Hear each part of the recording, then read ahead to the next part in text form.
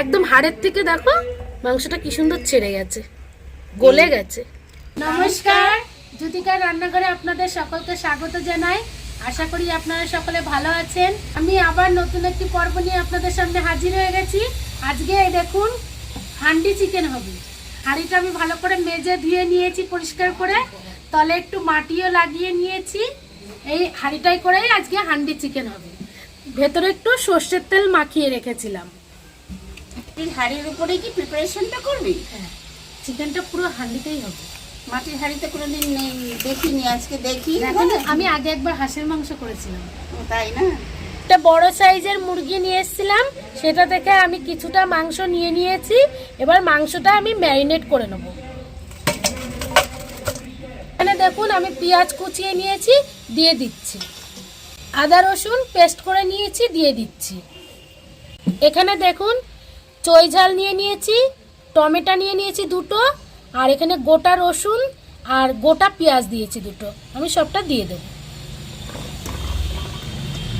ধনের গুঁড়ো 2 চামচ, লঙ্কার গুঁড়ো দিয়ে দিলাম, হলুদ, স্বাদ মতন লবণ দিয়ে দেব, গোলমরিচ আর গোটা গরম মশলা আমি বেটে নিয়েছি, দিয়ে দেব। আমি বাটিটা ধুয়ে একটু জল দিয়ে দিচ্ছি। কাশ্মীরি লঙ্কার গুঁড়ো দিয়ে দিচ্ছি। পরিমাণ মতন আমি সরষের তেল দিয়ে দিচ্ছি।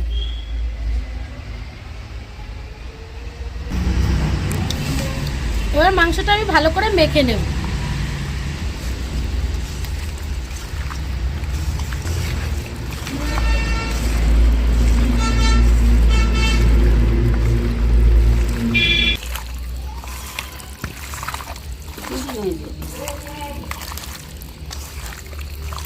দেখুন আমি খুব সুন্দর করে মেখে নিয়েছি। জালটা কিন্তু একদম আস্তে আস্তে রাখবো, যেহেতু নতুন হাঁড়ি ফেটে যাওয়ার ভয় থাকে, তার জন্য আমি আস্তে আস্তে করে জাল দেবো। আচ্ছা, সে যে হাঁড়িটা তেল দিবি না? দেবো, হাঁড়িটা একটুখানি গরম হোক, তারপরে হাঁড়িতে তেল। আচ্ছা আচ্ছা, এবার আমি হাঁড়িতে তেল দিয়ে দিচ্ছি। তেলটা গরম হয়ে গেছে, এবার আমি জিরে, শুকনো লঙ্কা আর তেজপাতা ফোড়ন দিয়ে দেবো। হাঁড়িটা ঠান্ডা করে নিয়েছি, এবার আমি চিকেনটা দিয়ে দেবো।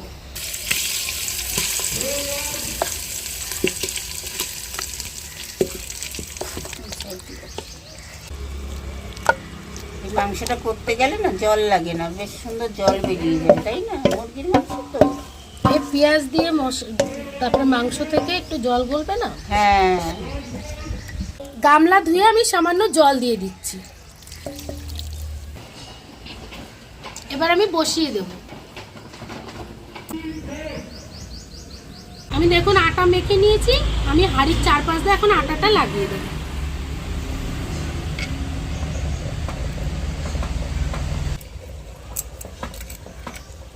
ঢাকনাটাকে ভালো করে আটকে দেবো, এরকম ভাবে দিয়ে ঠেসে দেবো যাতে চারিদিক দিয়ে হাওয়াটা আটকে যায়। দেখুন হাঁড়িটাকে এরকম ধরে মাঝে মাঝে এরকম ভাবে নাড়িয়ে দিতে হবে। 10 মিনিট 5 মিনিট অন্তর অন্তর এরকম তুলে নাড়িয়ে দেবেন। 40 মিনিট হয়ে গেছে, বুঝেছো? এবার আমি গ্যাসটা নিভিয়ে দিই। হ্যাঁ, দেখবো কেমন হয়েছে। এবার আমি এই ছুরিটা দিয়ে কেটে নেব। দেখুন এবার তুলে নেব। দারুণ কালার এসেছে। দেখুন রসুনটাও কি সুন্দর সিদ্ধ হয়ে গেছে, হ্যাঁ। পেঁয়াজটাও গলে গেছে, আর মাংসটা দেখুন কি সুন্দর করে ছেড়ে গেছে। একদম হাড়ের থেকে দেখো মাংসটা কি সুন্দর ছেড়ে গেছে, গলে গেছে। সত্যি সুন্দর হয়েছে কালারটা। খেয়ে দেখো বদ্দি কেমন হয়েছে। গরম গরম একটু খেয়ে দেখো। দারুণ লাগছে, খাবো কি? এটা তাকিয়ে থাকার মতন। এই দেখুন কি সুন্দর হাড়ের থেকে আর পুরো মাংসটা ছেড়ে গেছে। বাহ, পা নরম হয়েছে, তুলতুলে হয়েছে। কিন্তু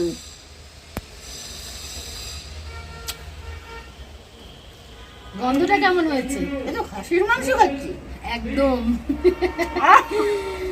অসাধারণ হয়েছে, না খেলে বুঝতে পারবেন না।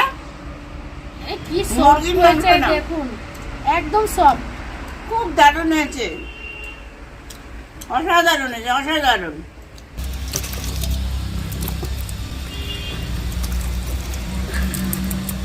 আপনারা তো দেখলেন আমি কেমনভাবে রান্নাটা করলাম।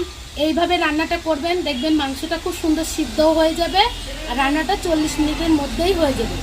জোরটা কিন্তু একদম কমিয়ে রাখতে হবে, নাহলে কিন্তু হাঁড়িটা ফেটে যাওয়ার ভয়ও থাকে আর তলায় ধরে যাওয়ার ভয়ও থাকে। নতুন নতুন ভিডিও পাওয়ার জন্য আমার চ্যানেলটিকে ফলো করে রাখবেন। আগামী দিন হাজির হবো আবার নতুন একটি পর্ব নিয়ে। আপনারা সকলে ভালো থাকবেন, সুস্থ থাকবেন, সাবধানে থাকবেন। নমস্কার।